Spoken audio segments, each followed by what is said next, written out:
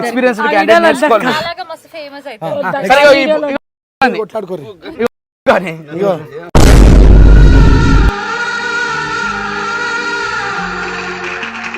Guys వీడు దొంగ రైతుడు, వీడు పెద్ద దొంగ రైతుడు, నార్మల్ దొంగ రైతు కూడా కాదనమాట.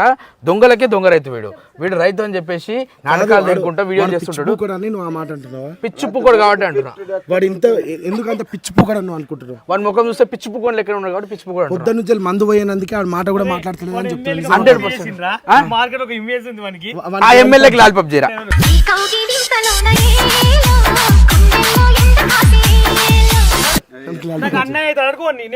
అన్నయ్య కూడా చేస్తురా, అన్నయ్య కూడా చేస్తురా. కాదు కాదు, ఒక్క క్వశ్చన్, నీకు అన్నయ్య అవుతాడా?